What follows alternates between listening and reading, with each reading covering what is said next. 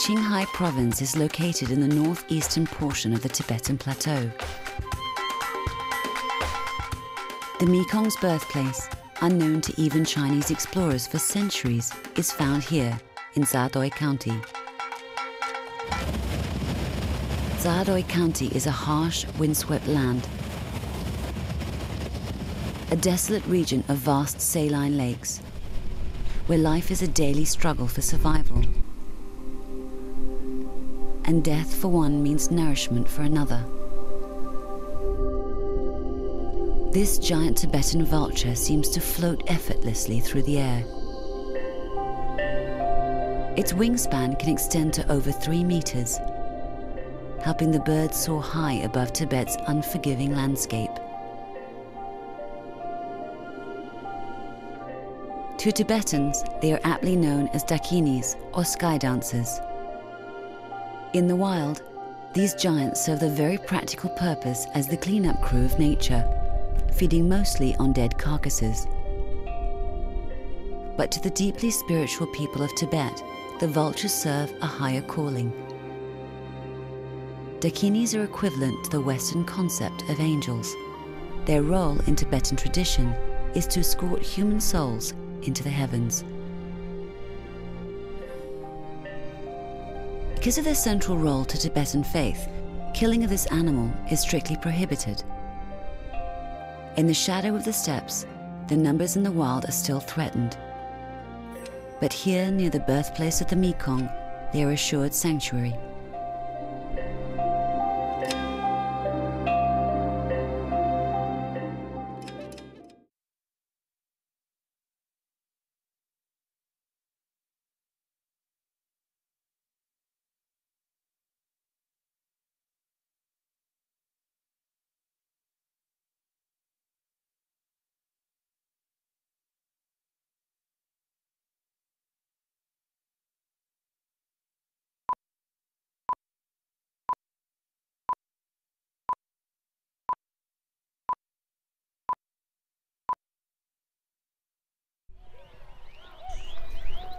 The human population on this windswept plain is nomadic, tied to the seasons.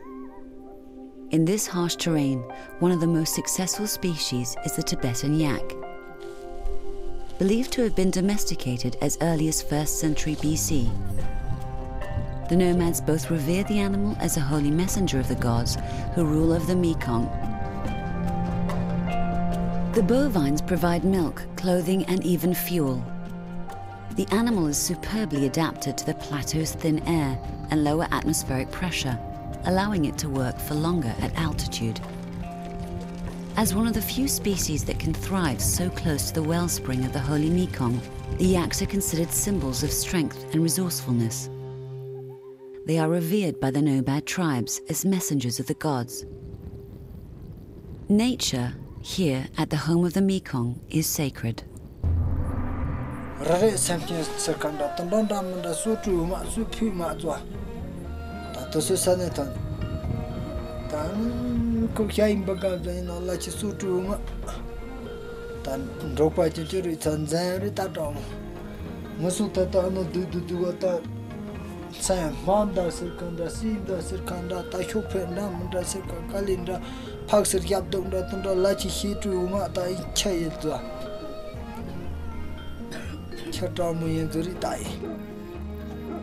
Kairan and his family have been nomads for 4 generations. They follow the pasture and the seasons.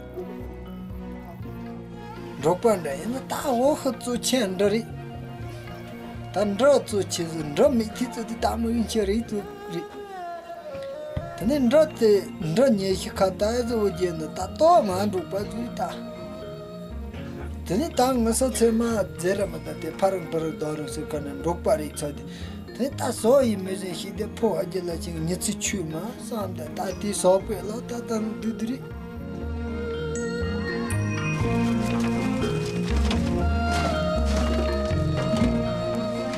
Even the yak's dung is put to good use to provide vital heat when temperatures fall to -27 degrees.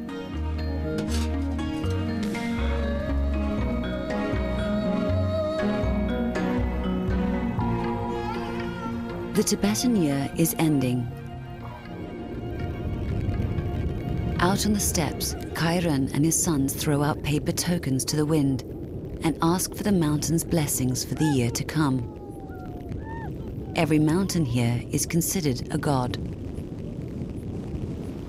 Across the plateau, all the nomads will perform a trek to the sacred mountain heights, the Xiachu Range,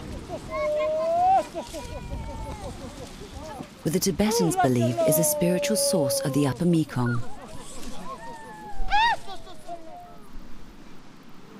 For centuries, explorers have sacrificed their lives in search of the Mekong's geographical beginning. The river's epic voyage originates here. High above this majestic plateau, at this apex of the world, the lifeblood of all Asia is birthed.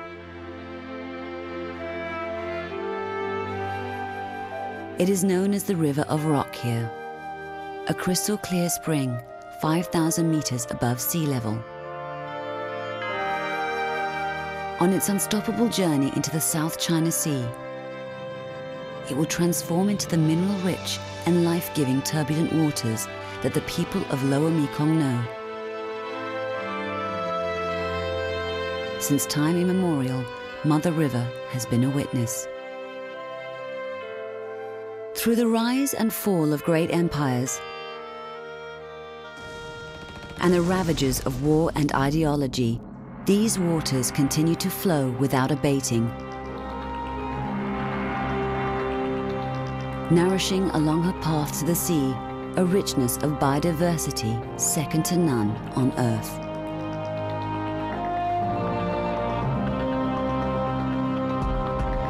For over 150 million people of Asia who live and die along her banks, Mekong is both a bridge between their past into the future and a temple to their gods.